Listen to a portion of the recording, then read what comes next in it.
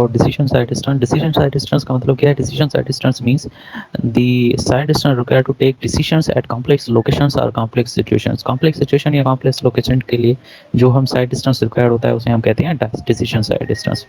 So the side distance needed for taking decisions and successfully execute the required maneuver at complex locations will be called as decision side distance.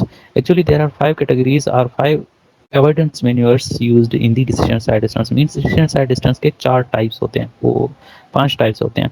वो 5 कौन कौन से types होते हैं जिसे हम avoidance manure कहते हैं? कौन कौन से? The avoidance manoeuvre A, B, C, D and E. Avoidance manoeuvre A का मतलब होता है to stop on a rural road, B का मतलब है stop on a urban road, C का मतलब होता है टू चेंज द डायरेक्शन और पाथ और change the speed on a rural road. D का मतलब है चेंज द स्पीड डायरेक्शन और path on the suburban road and ई का मतलब होता है change the direction path on a urban road. So ये सारे अवॉइडेंस मैन्योर होते हैं इन पर्टिकुलर सिचुएशन में, और हर अवॉइडेंस मैन्योर का अलग टाइम होता है. टी जिसको हम टी की वैल्यू कहते हैं दैट इज डिफरेंट. ए के लिए जो टी की वैल्यू लेते हैं दैट इज 3 सेकंड्स, बी के लिए हम टी लेते हैं 9.1 सेकंड्स, सी के लिए 10.2 टू 11.2 सेकंड्स. सो अगर आपको कोई भी प्रॉब्लम दिया जाए according to for example avoidance manoeuvre A का प्रॉब्लम है तो वहाँ पर टी की वैल्यू आप 3 सेकंड्स लोगे, अवॉइडेंस मैन्योर बी का है तो उसकी वैल्यू 9.1 सेकंड्स लोगे. और ये जो सारी सिचुएशन है या कांस्टेंट वैल्यूज़ हैं ये आपने जो आपका फार्मूला शीट है उसमें आप पुट करोगे या उसमें आप लिखते जाओगे. कि एक और चीज़ कि अवॉइडेंस मैन्यूअर ए और बी के लिए जो भी फार्मूला यूज़ होगा वो सेम फार्मूला होगा जो स्टॉपिंग साइड डिस्टेंस का फार्मूला है, जो 1.4 V into T plus V square upon 30 A upon G plus minus G का फार्मूला था ना स्टॉपिंग साइड डिस्टेंस का, वो सेम फार्मूला यूज़ होगा अवॉइडेंस मैन्यूअर ए और बी के लिए. ठीक है. बाकी जो अवॉइडेंस मैन्यूअर सी, डी और ई है उसके लिए फार्मूला परसेप्शन रिएक्शन डिस्टेंस वाला यूज़ होगा. Perception reaction distance, stopping side distance में 2 टाइप के डिस्टेंस ऐड थे, एक परसेप्शन रिएक्शन डिस्टेंस, दूसरा braking distance. So avoidance manoeuvre A and B के लिए दोनों डिस्टेंस ऐड होंगे, लेकिन avoidance manoeuvre C, D, E के लिए सिर्फ एक डिस्टेंस हम लेंगे that is the perception reaction distance. ये सारी चीज़ें यहाँ पर लिखी हुई हैं. जैसे for the avoidance maneuver A and B, the decision side distance is the combination of reaction distance and braking distance like SSD. So SSD का फार्मूला जो भी होगा that will be the formula of passing side distance for avoidance maneuver A and B. अगर avoidance manoeuvre C, D and E की बात करें तो avoidance manoeuvre C, D and E do not include the braking distance component of the stopping manoeuvre. Means ये जो second portion होगा ये include नहीं होगा अगर आप passing side distance for the avoidance manoeuvre C, D and E calculate कर रहे हो. उसके लिए सिर्फ ये फार्मूला यूज होगा that is the 1.47 V into T R, जहाँ पर टी की वैल्यू डिपेंड करती करेगी आपके अवॉइडेंस मैन्यूअर पे. अवॉइडेंस मैन्यूअर सी है तो उसके लिए अलग टी की वैल्यू है, डी है तो उसके लिए अलग टी की वैल्यू है, और अगर ई है तो उसके लिए अलग टी की वैल्यू है. Just like this. यहाँ पर देखें हर अवॉइडेंस मैन्यूअर के लिए टी मैन्यूअर टाइम जो है जिसे हम टी वैल्यू कहेंगे वो डिफरेंट है. ठीक है. So let us solve an example regarding the passing side distance or the decision side distance. So compute the decision side distance to stop your vehicle on a rural road near at an at-grade intersection designed with a speed of 70 miles per hour. ठीक है. 70 miles per hour के एक roadway है, उसका design speed है, वहाँ पर हमें डिसीजन साइड डिस्टेंस कैलकुलेट करना है. लेकिन यहाँ पर देखें कि अवॉइडेंस मैन्यूअर कौन सा आ रहा है. सो यहाँ पर जो अवॉइडेंस मैन्यूअर आ रहा है that is stop your vehicle on rural road. So stop your vehicle on rural road का जो अवॉइडेंस मैन्यूअर आएगा that will be the avoidance manoeuvre A. देखते हैं जाके. ठीक है ना. स्टॉप ऑन रूरल रोड का अवॉइडेंस मैन्यूअर ए है, और उसके लिए जो टी की वैल्यू यूज़ करेंगे हम 3.0 सेकंड यूज़ करेंगे, और जो फार्मूला यूज़ करेंगे वो सेम फार्मूला यूज़ करेंगे जो हम स्टॉपिंग साइड डिस्टेंस के लिए फार्मूला यूज़ करते हैं. ठीक है. सो सेम फार्मूला हम यहाँ पर यूज़ कर रहे हैं पासिंग साइड डिस्टेंस, और लेकिन यहाँ पर ये होगा decision side distance D S T. D S T is 1.4 V into T R plus V square upon 30 upon G plus minus G. G की वैल्यू 0 होगी बिकॉज जो ग्रेड है वो एट ग्रेड इंटरसेक्शन है, मीन्स लेवल रोड है. So value of G the grade will be 0, और T की value for the avoidance manoeuvre A is taken as 3 seconds. ठीक है. इसमें सिंपली आप वैल्यूज पुट करोगे and then you will have the value of decision side distance. इसी तरीके से आपको दूसरे प्रॉब्लम आ सकते हैं, सिर्फ अवॉइडेंस मैन्यूअर चेंज होगा. फॉर एग्जांपल यहाँ पर मैं दे सकता हूँ स्टॉप अर्बन रोड, सो वो अवॉइडेंस मैन्यूअर बी हो जाएगा. मसलन मैं देता हूँ change the speed, change the direction और change the path on a rural road, तो वो अवॉइडेंस मैन्यूअर सी हो जाएगा. तो अवॉइडेंस मैन्यूअर सी के लिए फिर आप फार्मूला यूज करोगे that is the first part of the stopping side distance for formula. ठीक है. ये दोनों चीज़ें अपने माइंड में रख लें. Okay, next is the intersection side distance. Intersection side distance means the side distance required to cross an intersection. Intersection को क्रॉस करने के लिए जो साइड डिस्टेंस रिक्वायर्ड होता है उसे हम कहते हैं द इंटरसेक्शन साइड डिस्टेंस। यहाँ पर देखें सिचुएशन क्या होता है, मसलन ये व्हीकल इस रोड पे आ रही है और ये व्हीकल इस रोड पे आ रही है, तो क्या होगा अगर यहाँ पर ये जो साइड लाइन है या ये जो साइड लाइन है वो अगर ये डिस्टर्ब्ड है, ठीक है, यहाँ पर पेड़ पौधे हैं या यहाँ पर कोई बिल्डिंग है या कोई कुछ भी है, अगर ये साइड लाइन डिस्टर्ब है तो क्या हो जाएगा कि ये व्हीकल भी अपने यहाँ से अप्रोच करेगी और ये व्हीकल भी यहाँ से अप्रोच करेगी, और अप्रोच करते करते यहाँ तक गाड़ी पहुंचेगी तभी जाके इस व्हीकल को देख पाएगी, और उसके बाद ये यहाँ पर ब्रेक अप्लाई करेंगे और हो सकता है ब्रेक ये अप्लाई ठीक टाइम से ना कर पाए और एक दूसरे को हिट कर दे, ठीक है। तो इसलिए हम जो देखते हैं कि इंटरसेक्शन साइड डिस्टेंस सफिशिएंट होना चाहिए, ऐसे ना हो कि ये दोनों एक दूसरे को, ये दोनों व्हीकल एक दूसरे को हेड ऑन कोलिजन या कोलाइड कर ले, इस तरीके, इसलिए हमें ये इंटरसेक्शन साइड डिस्टेंस देखना होता है कि ये जो साइड लाइन है ये क्लियर होनी चाहिए, कोई भी पेड़ पौधा या कोई भी जो बिल्डिंग है वो इस साइड लाइन के अंदर ना हो, इस साइड लाइन के बाहर हो तो कोई मसला नहीं है, इस साइड लाइन को कोई भी डिस्टर्ब ना करे, ताकि अगर इस साइड लाइन में कोई भी व्हीकल यहाँ पर आ रही है तो इजीली ये पर्टिकुलर व्हीकल उसको स्टॉप कर सके without hitting this vehicle coming on the other lane, जो अपोजिट लेन है या कोई भी लेन है इंटरसेक्शन का उसको हिट करने से पहले ये स्टॉप हो जाए। तो ये साइड लाइन हमारे लिए बहुत इम्पॉर्टेंट है, लेकिन पाकिस्तान में तकरीबन ऐसे होता है कि ये जो साइड लाइन होता है उसी के अंदर ही बहुत सारी बिल्डिंग बना दी जाती हैं या शॉप्स बना दिए जाते हैं या बिल बोर्ड वगैरह कंस्ट्रक्ट किए जाते हैं, तो ये ऐसे समझो कि ये इंटरसेक्शन साइड डिस्टेंस को अवॉइड कर रहे हैं और हैजर्डियस सिचुएशन को क्रिएट कर रहे हैं। इसमें क्या होगा कि ये व्हीकल इस व्हीकल को देख नहीं पाएगी और देख नहीं पाएगी तो ये जाकर करीब आके इस व्हीकल को देखेगी, अगर दोनों स्पीड ही हैं तो यहाँ पर कोलिजन हो सकती है, और ऐसे होते भी हैं इंटरसेक्शंस पे। ये सिर्फ इसलिए होता है क्योंकि ये साइड लाइन पे ये साइड लाइन इनका क्लियर नहीं होता, जिसे हम इंटरसेक्शन साइड डिस्टेंस कहते हैं। ये डिस्टेंस जो रिक्वायर्ड होता है इसे हम इंटरसेक्शन साइड डिस्टेंस कहते हैं, ठीक है। Okay, an intersection where two और more roads meet visibility should be provided for the drivers approaching in the intersection from either side.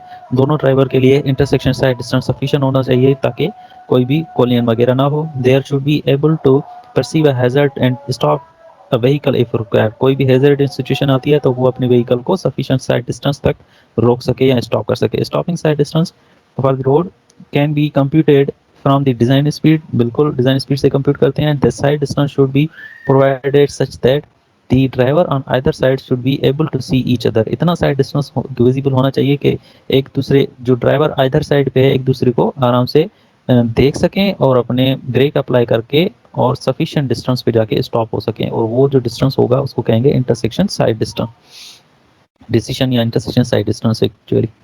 सो ये डिस्टेंस क्लियर होना चाहिए। अब यहाँ पर एक और चीज़ है कि ये जो इंटरसेक्शन है वहाँ से कितने डिस्टेंस के बाद हमें कोई भी बिलबोर्ड कंस्ट्रक्ट करना चाहिए या बिल्डिंग कंस्ट्रक्ट करनी चाहिए या कोई भी पेड़ पौधे वगैरह लगाने चाहिए या ट्रीज वगैरह लगाने चाहिए, ठीक है।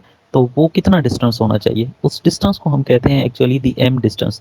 M distance means at how much distance the billboard can be placed और the construction can be done, उस डिस्टेंस को कहते हैं एम डिस्टेंस। वो हम कैलकुलेट करते हैं specially on the horizontal curves. Actually horizontal curves पे ये फिगर देखें, ये फिगर, ये हॉरिजॉन्टल कर्व्स पे हम खास तौर पे ये देखते हैं कि कितने डिस्टेंस के बाद हम बिलबोर्ड या कोई ऑब्स्ट्रक्शन कंस्ट्रक्ट कर सकते हैं। यहाँ पर देखें एम एस गिवन है, M S means at how much distance a billboard और ऑब्स्ट्रक्शन कैन बी कंस्ट्रक्टेड।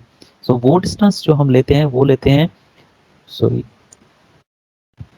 वो डिस्टेंस जो हम लेते हैं वो लेते हैं central line of inner lane से लेकर sufficient distance. Central line of inner lane, यहाँ पर देखें दो लेन गिवन है, वन लेन ये है, सेकंड लेन ये है।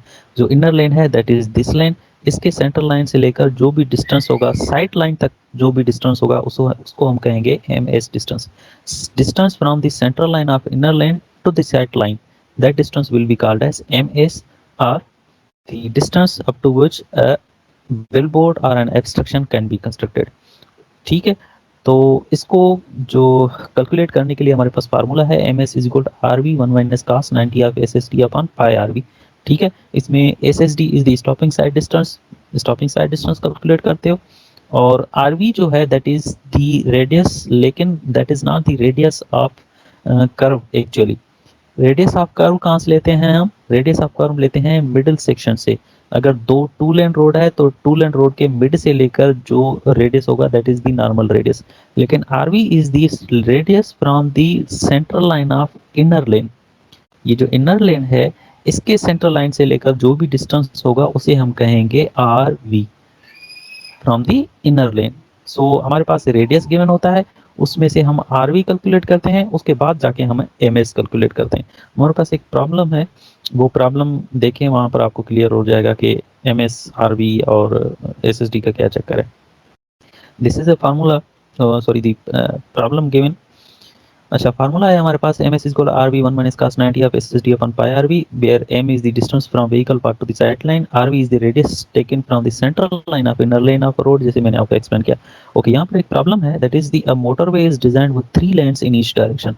3 lanes in each direction means total number of lanes will be 6। दोनों डायरेक्शन में तीन लाइनें बोल रहा है। Having lane width of 12 feet, lane की विड्थ है 12 feet and median width of 10 feet. Median की विड्थ जो है वो 10 फीट है। मीन्स मीडियन के उस तरफ थ्री लेन्स हैं और मीडियन के इस तरफ भी 3 लेन्स हैं। How far a bill board can be install from the vehicle path if the motorway has a design speed of 100 miles per hour. कि कितनी डिस्टेंस पे वो बिल बोर्ड प्लेस कर दिया जाए ताकि के जो व्हीकल का साइड लाइन है वो डिस्टर्ब ना हो, और जो मोटरवे है उसकी डिजाइन स्पीड है 100 माइल्स पर आवर। ठीक है, 6 लेन्स है हमारे पास, मीडियन की विड्थ भी गिवन है, लेन विड्थ भी गिवन है। अब हमें मालूम करना है कि एम की वैल्यू क्या है, या कितने डिस्टेंस के बाद हम बिलबोर्ड को प्लेस कर सकते हैं या कंस्ट्रक्शन को कर सकते हैं। अब यहाँ पर देखें हमारे पास वैल्यू ऑफ आर गिवन नहीं है, रेडियस ऑफ कर्वेचर गिवन नहीं है। सो रेडियस ऑफ कर्वेचर को फाइंड करने के लिए हमारे पास एक और फार्मूला है, that is this formula, R is equal V square upon 15 of E plus F. E की वैल्यू आपके पास गिवन है, एफ की वैल्यू ऑलरेडी गिवन है। So R is equal V square upon 15 of E plus F calculate करोगे तो ये values put करोगे तो आपके पास आर की कोई ना कोई वैल्यू आ जाएगी। उस आर से फिर आपको कैलकुलेट करना है the value of R V. वो कैसे कैलकुलेट करेंगे ये मैं आपको अब बताता हूँ, लेकिन उससे पहले इस पूरे सिचुएशन को ग्राफिकली एक्सप्लेन करता हूँ मैं आपको। ठीक है, अच्छा, क्या था 3 लेन्स इन ईच डायरेक्शन, तो मैंने यहाँ पर एक रेड कलर से मैंने यहाँ पर शो किया है मीडियन। ये जो रेड कलर वाला है दैट इज द मीडियन, और मीडियन के उस तरफ देखें 3 लेन मैंने बनाए हैं, और मीडियन के इस तरफ 3 लेन मैंने बनाए हैं, 3 lanes in each direction.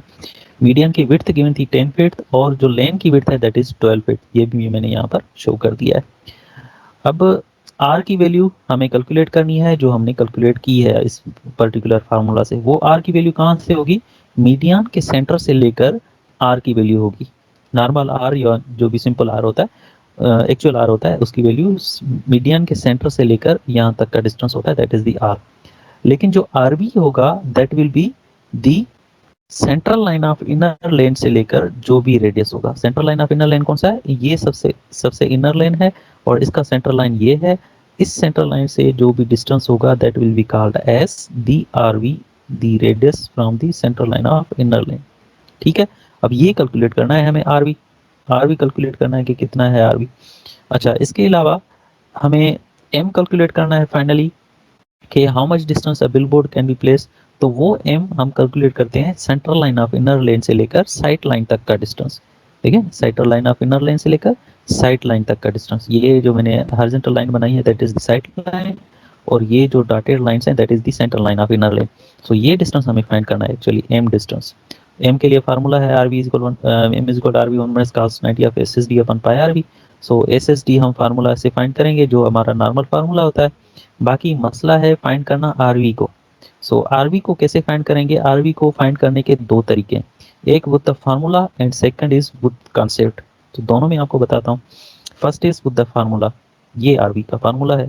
RV is equal to R minus length divided by 2 multiply by width of road plus width of road divided by 2 minus median divided by 2। ठीक है, अब करना क्या होता है कि हमें, let me start the pointer, colour change कर लो।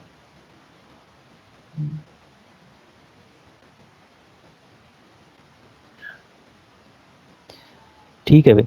सो हमें कौन सा डिस्टेंस फाइंड करना है आर में से? हमारे पास आर ये गिवन है, ठीक है, यहाँ से लेकर यहाँ तक का डिस्टेंस हमारे पास आर है, और यहाँ तक का से लेकर यहाँ तक का डिस्टेंस हमारे पास आर भी है, ठीक है। अब ये आर बी हमें फाइंड करना है। अब आर बी कैसे फाइंड होगा?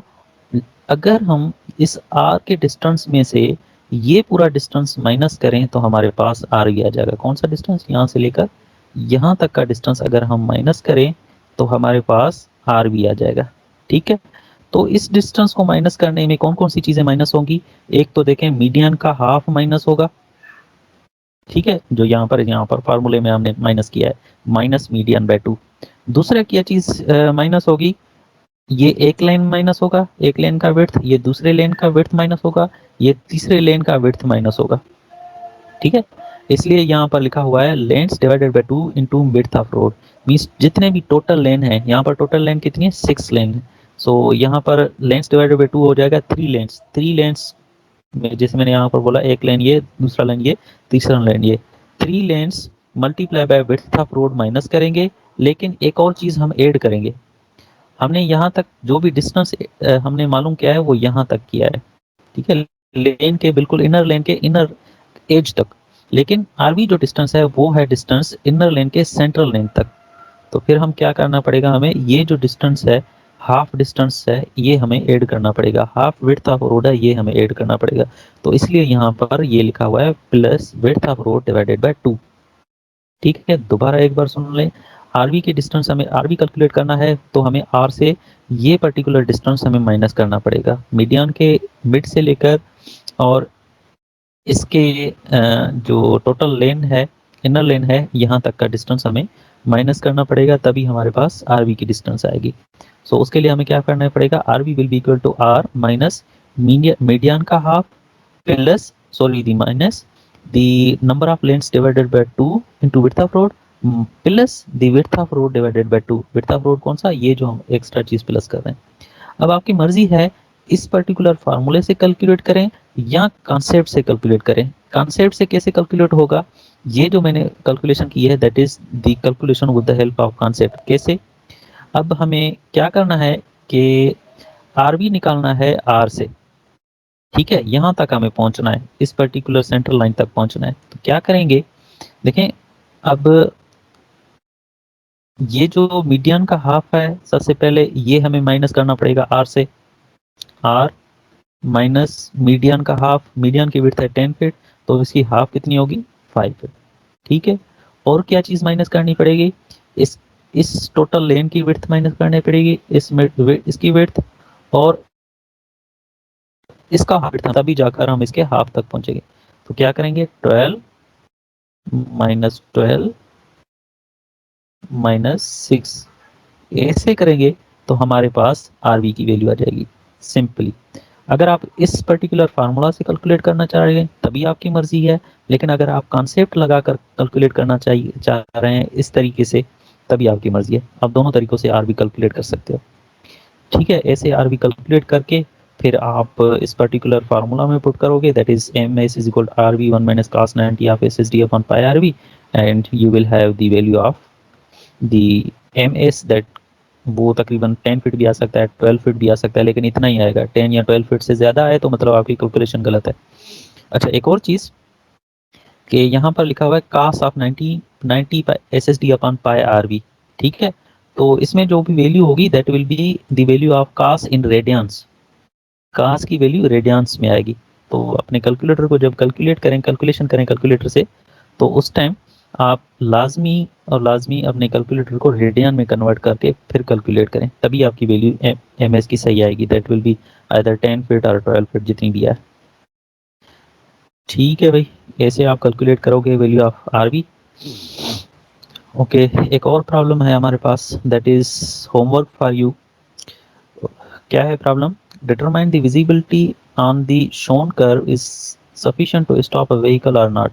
मतलब हमें ये देखना है कि ये जो पर्टिकुलर सिचुएशन हमें गिवन है, इसकी visibility on the shown curve sufficient है या नहीं है। If u is 50 miles per hour and the lane width is 12 feet, u की वैल्यू गिवन है जहां से आप एसएसडी निकालोगे।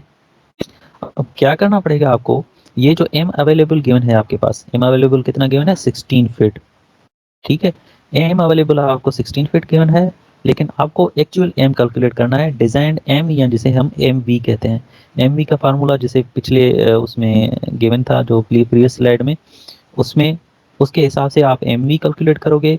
फिर अगर एम वी की वैल्यू आपकी लेस देन आती है एम अवेलेबल, अगर एम वी की वैल्यू एम अवेलेबल से लेस आती है तो फिर आप कहोगे कि visibility on the shown curve is sufficient. अगर एम वी की वैल्यू ग्रेटर आती है एम अवेलेबल से तो फिर आप कहोगे कि visibility on the shown curve is not sufficient. मसलन अगर एम वी की वैल्यू लेस देन आती है एम अवेलेबल से तो मतलब क्या हो जाएगा इसका। फॉर एग्जाम्पल एम वी की वैल्यू आती है 14 फीट, ठीक है, एम वी की वैल्यू 14 फीट है तो इसका मतलब है कि आप जो बिलबोर्ड्स हैं वो 14 फीट के बाद आप कंस्ट्रक्ट कर सकते हो, 14 फीट के बाद। लेकिन यहाँ पर देखें 14 फीट तो क्या 16 फीट के बाद यहाँ पर बिलबोर्ड कंस्ट्रक्ट किया गया है, तो इसका मतलब जो विजिबिलिटी है वो बिल्कुल क्लियर है। अगर इसके बरअक्स अगर एम वी की वैल्यू आ जाए 18 फीट, ठीक है, एम वी की वैल्यू 18 फीट आ जाए तो इसका मतलब क्या हो जाएगा कि हमें जो बिलबोर्ड है वो कंस्ट्रक्ट करना चाहिए 18 फीट पे, लेकिन यहाँ पर जो कंस्ट्रक्ट किया गया है वो 16 फीट पे कंस्ट्रक्ट किया गया है, तो इसका मतलब जो विजिबिलिटी होगी वो क्लियर नहीं होगी। तो इसी तरीके से अगर एम वी की value less than M available आती है तो उसका मतलब हो जाएगा the visibility on the shown curve is sufficient. So आपको एम वी कैलकुलेट करना है, उसके बाद आप कंपेयर करोगे सिंपली एम अवेलेबल से। आर वी कैलकुलेट करोगे, यहाँ पर आर की वैल्यू भी आपके पास ऑलरेडी गिवन है। अच्छा, ये